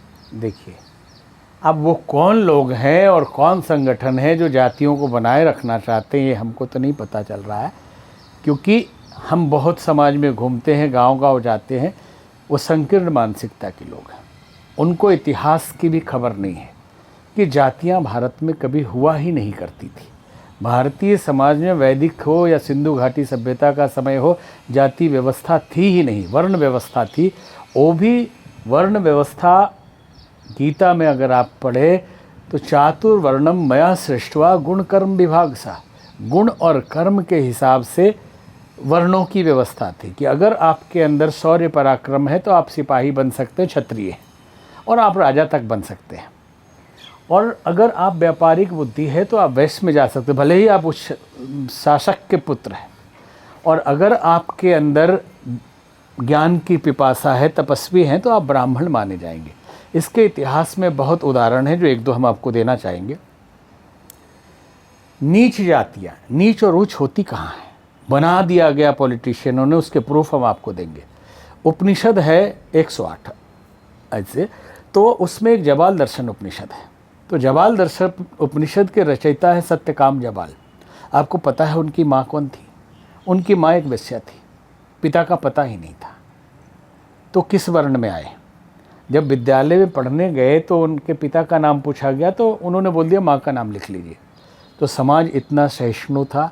और मनुस्मृति का उदाहरण देख के आजकल संसद में भी कुछ बात बोल दिया जा रहा है कि मनुस्मृति में लिखा है कि कान में शीशा पिघला के डाल दो, नहीं लिखा है, और या ऐसा कर दो या न सुनाओ, मतलब अत्याचार करो। अब इसमें सत्यकाम जाबाली के पुत्र अध्ययन किया उन्होंने और ऋषि हो गए, तो ब्राह्मण हो गए कि नहीं? मनुस्मृति में श्लोक आता है जिसमें लिखा है वर्ण परिवर्तन की व्यवस्था। शूद्र के लिए कठोर नियम बताए। किस शूद्र के लिए? जाति से? जाति तो है ही नहीं। जो क्षत्रिय ऐसा कार्य करता है वो शूद्र है, उसके लिए। जो ब्राह्मण ऐसा कार्य करता है वो शूद्र है, और जो इसमें से अच्छे कार्य करते वो उस वर्ण में चले गए। अब इस वर्ण व्यवस्था को विकृत करके, आप पहले भी देख लीजिए, राजा जितने होते थे सब एक वर्ण के नहीं होते थे, लेकिन क्षत्रिय माने जाते थे। रामायण में जब धनुष तोड़ने सब आए थे तो हर वर्ण के राजाओं के लिए व्यवस्था थी वहाँ। रावण भी राजा था, तो क्या वो क्षत्रिय था? नहीं था। चंद्रगुप्त मौर्य के समय पे मौर्य क्षत्रिय था, चंद्रगुप्त राजा बना या नहीं? क्षत्रिय हो गया, वो क्षत्रिय कर्म से हो गया था। इसलिए चाणक्य ब्राह्मण होते हुए भी वो खुद नहीं बैठते हैं गद्दी पर, चंद्रगुप्त मौर्य को बिठाते हैं कि हमारे पास बुद्धि वाली क्षमता है, लड़ने की क्षमता इसके पास है। तो क्षत्रिय ये हुआ, शासन इसको करना चाहिए, बुद्धि हम इसको देंगे। अब जितने देखेंगे बिहार के अंदर बहुत भूमिहार राजा हुए हैं, बहुत। आप इसमें लखनऊ में जाएंगे, किला मिलेगा बिजली पासी किला। पासी मतलब ताड़ी निकालने वाले, तो क्षत्रिय हुए कि नहीं हुए? तो प्राचीन काल में जातियों की व्यवस्था नहीं थी, कार्य की व्यवस्था थी, जिसमें इन्हीं चार वर्णों में से कर्म के हिसाब से, अभी फिर से कहना चाह रहे हैं, अलग अलग कारीगरी लोग करते थे। कोई मिट्टी का कलाकार था, आज आप उसको पोटर कहते हैं, और वही इंपोर्ट करेंगे, बड़ी कलाकारी कर दी जाए उस तो कुम्हार कह देते हैं आप। उसी को एक्सपोर्ट करेंगे तो बहुत बड़ा एक्सपोर्टर हो गया, कलाकार हो गया, आर्टिस्टिक सब कुछ हो गया, ये एंटिक पीस हो गया, करोड़ों में बिक जाएगा। वो जो मिट्टी का बर्तन बनाता था, मिट्टी की मूर्तियाँ बनाता था, तो स्किल सीखने के लिए कोई व्यवस्था अलग से नहीं थी। पढ़ाई की व्यवस्था थी कि सामाजिक दायित्व पढ़िए, नैतिक शिक्षा पढ़िए, समाज पढ़िए, लेकिन आपको घर में सीख गए तो उनका बेटा वही काम करने वाला। लकड़ी वाला तो बोल दिए बढ़ई है ये, और उसका बेटा करने लगा। फिर लोहा करने वाला, तो ऊंच नीच कौन है, कार्य अलग अलग है। लोहे की कारीगरी है, सोने की कारीगरी, तो लोहार बड़ा कि सोनार बड़ा? नहीं, सोना कीमती है इसलिए सोनार बड़ा हो जाएगा। कैसे बड़ा हो जाएगा? वो भी एक कारीगर, वो भी एक कारीगर। फिर चमड़े का काम करने वाला, अलग अलग कार्य करने वाले लोग थे। बाद में इनका समूह हो गया, क्योंकि खानदानी पेशा हो गया एक तरह से, लेकिन 4 वर्णों में ही इनको माना जाता था। अब असली खेल शुरू हुआ मैक्स मुलर के एक ट्रांसलेशन से। ऋग्वेद का एक ट्रांसलेशन किया मैक्स मुलर ने, क्योंकि जो संस्कृत उनको अच्छे से आती नहीं थी। उस श्लोक का अर्थ है कि जो नीची प्रवृत्ति के गलत आचरण करने वाले लोग हैं, राजा का कर्तव्य है कि उनको दंडित दे और अनुशासन में रखे। उस श्लोक का अर्थ ये। और उसने क्या ट्रांसलेशन किया कि जिनकी नाक छोटी है, जो सांवले रंग के हैं, कद काठी से छोटे हैं, वो नीची जाति के लोग हैं, और उनके ऊपर लंबे नाक वालों का शासन है। तो राजा को चाहिए कि उनको दंडित करे, छोटी नाक वालों का। और इसी आधार पर 1885 के आसपास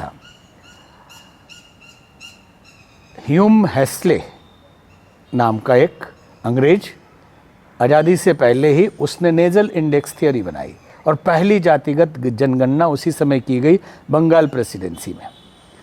और 7 वर्ग बांटा गया जातियों का। 7 जातियां हैं, आज 1 लाख जातियां मिल जाएंगी। तो अंग्रेजों ने जातियों में बांटना शुरू किया कि अगर, क्योंकि कास्ट शब्द भारत में है ही नहीं, ये पुर्तगीज का कास्टा शब्द से आता है। इसका मतलब होता है रेस। अमीरी गरीबी, इसके रेस में जो आगे है, BMW वाला है कि ऑटो वाला है, ये रेस। अब उस रेस को यहाँ विदेशी सभ्यता को, न संस्कृति को समझने वाले लोगों ने यहाँ कास्ट के रूप में, जाति के रूप में थोप दिया, और जाति इस समाज में आ गई, वर्ण साइड होता गया। छुट भैया नेता जो लोकल है, उनको अपनी पार्टी चलानी है, क्योंकि इस प्रजातंत्र में जहाँ समूह है तो वोट हमको मिल जाएगा। हम अपने जाति के लिए काम कर रहे हैं, कोई किसी के लिए नहीं कर रहा है। उसका बेटा काम करेगा, उसका बेटा मंत्री बनेगा, उसका भतीजा मंत्री बनेगा, उसका चाचा मंत्री बनेगा, उसके घर वाले राज भोगेंगे। उनकी जाति तो भूखे मर रही है, लेकिन वोट लेंगे जाति के नाम पे, योग्यता के नाम पे नहीं, राष्ट्र के लिए नहीं, राष्ट्र की समृद्धि के लिए नहीं। तो एक नहीं, दुनिया भर की छोटी छोटी नाम नहीं लेना चाहते। यूपी में कम से कम 30-40 होंगी, बिहार में भी ऐसी है कि जो मल्लाह जाति की अलग है, तो दूसरी जाति की अलग है, तो तीसरी जाति की अलग है, और सारा खेल नेता कर रहे हैं। अब इसमें विपक्षी पार्टी ने मुद्दा उठाया कि जातिगत जनगणना होनी चाहिए, तो सरकार को भी चाहिए था कि रोक दें कि नहीं होना चाहिए, जातियों में क्यों बांटेंगे समाज को। ये भी भाग गए, ये भी आ गए, तो ये भी जातिगत जनगणना होनी चाहिए थी। तो आपको अमीरी गरीबी की जनगणना होनी चाहिए, आर्थिक रूप से कौन सा वर्ग कमजोर है और कौन सा उन्नत है, तो मदद हमें करनी है गरीब वर्ग का। और दूसरा, जनगणना होनी चाहिए थी, तो सबकी क्यों नहीं कर लिया आपने? 300 से ज़्यादा जातियां मुस्लिम समाज में हैं, आपने एक जाति मुस्लिम कर दिया आपने। उसमें सिया हैं, सुन्नी हैं, अंसारी हैं, बाबर हैं, चौहान हैं, क्या क्या दुनिया भर के हैं, लेकिन और उनमें आपस में खूब भेदभाव है, लेकिन आपने उनकी जातिगत जनगणना नहीं की। तो कांग्रेस ने तो खूब किया ये खेल, जितने संशोधन कांग्रेस के ज़माने में हुए पूरा हमारे पास लिस्ट है, और किस किस तरह से सनातन संस्कृति को बर्बाद करने की कोशिश की। तो इस सरकार को चाहिए कि कम से कम उनकी भी जनगणना करवा दे। अगर जातिगत जनगणना हिंदुओं की हो रही है, तो मुस्लिमों की भी जातिगत जनगणना होनी चाहिए। और आरक्षण जहाँ तक बात है, 10 साल के लिए लगा, तो 10 साल के लिए लगा तो योग्यता के हिसाब पे होना चाहिए। अब जो IAS बन गया, उसका बेटा भी IAS बन गया, वो अभी भी दलित है। दलित का मतलब गया गुजरा कुचला। मायावती मुख्यमंत्री बन गई तो अभी भी वो दलित है, वो तो राजा है, क्षत्रिय है। पंडित जी लोग, दुबे जी, शुक्ला जी पैर छूते हैं उनके। तो इस वर्ग को भी ध्यान में देना चाहिए और आरक्षण में भी संशोधन करना चाहिए। अभी तो इसका भी हंगामा चल रहा है कि आरक्षण हटाओ। अभी कॉकरोच अलग आंदोलन कर रहा था, हमने तो एक दो वीडियो भी देखा कि आरक्षण हटाइए, कि आप अमीरी गरीबी के आधार पर आरक्षण करिए, उसका सोशल स्टेटस दे। दो BMW। अगर जातियों की जकड़बंदी नहीं होती तो फिर आरक्षण अमीरी गरीबी के आधार पर ही होता, लेकिन जातियों ने राजनीति में इतना दखल दे रखा है और जातियों के राजनेता ऐसे हैं कि कभी भी नहीं चाहेंगे कि जातियों से बाहर जाकर के आरक्षण मिले। तो जो क्लास, अब वो ओबीसी, तो उसमें कई जातियां ठूंस दी गई हैं, तो क्लास के भीतर कास्ट ठूंस दिया गया है। इसलिए अब आरक्षण को लेकर जो मांग है वो अलग तरह का विवाद खड़ा कर रहा है। विवाद खड़ा करेगा क्योंकि उनका मांग भी जायज है। क्योंकि कब तक ये देश सहता रहेगा कि आप भेदभाव करते रहिए? कब तक आप जातियों के नाम पे और संप्रदायों के नाम पे पोषण करते रहेंगे? और समाज का एक वर्ग, हम किसी जाति भेद में नहीं बोल रहे, क्या ब्राह्मण गरीब नहीं है? आप शास्त्र पढ़ेंगे, हर जगह कहानी मिलेगी, गरीब ब्राह्मण था। जितनी कथा, सोमवार व्रत कथा पढ़ी, शुक्रवार व्रत, एक गरीब ब्राह्मण था। क्या क्षत्रिय समाज में गरीब लोग नहीं है जिनके पास 1 बीघा जमीन नहीं है, खाने के लिए नहीं है, चपरासी की नौकरी तक नहीं मिल पाती है? क्योंकि आरक्षण के कारण पूरा टैलेंट भारत का विदेश जा रहा है। आप कहेंगे विदेश में हमारे लोग इतने चले गए, आईटी सेक्टर में है तो इसके सीईओ हो गए। अरे मजबूरी में गए हैं, क्योंकि यहाँ उनको एडमिशन नहीं मिला, या पढ़ भी लिए कहीं से जुगाड़ करके तो यहाँ नौकरी नहीं मिली, और उनसे कम नंबर पाने वालों को नौकरी ऊपर मिल गई उनके, तो विदेश चले गए, जाके आना भी नहीं चाहते, जाके बस गए सब वहाँ पे। तो देश का पूरा ब्रेन ड्रेन हो रहा है इस आरक्षण, जाति और इस जातिगत मानसिकता के कारण। अगर देश को बचाना है, राष्ट्रीय मानसिकता अगर है, तो कहीं ना कहीं संशोधन की आवश्यकता है। हम नहीं कहते कि बाकी अन्य समाजों में गरीब नहीं, गरीबी अमीरी हर जगह है, हर समाज के लोग गरीब है और हर समाज में अमीर लोग भी हैं। तो इस बात पर ध्यान दिया जाना चाहिए। आज विद्यार्थियों की समस्या, अब आरक्षण में सीट है, मेडिकल सीट ही नहीं मिले बेचारे को। वो अगर नंबर उतना ला भी दे नीट में तो क्या हो जाए, क्या करेगा परीक्षा ली? वो तो ला के भी कुछ नहीं कर सकता। आत्महत्याएं नहीं हो रही इसके कारण, आरक्षण के कारण, तो नौकरी नहीं मिल पा रही है। बाद में आईएएस में नहीं जाता बेचारा, कोचिंग सेंटर करके पढ़ा रहा हो। जितने वही लोग हैं जो अधिक नंबर लाकर आए थे और नहीं सिलेक्शन हुआ है, वो कोचिंग सेंटर खोले हुए मुखर्जी नगर में और कोटा में और दुनिया में।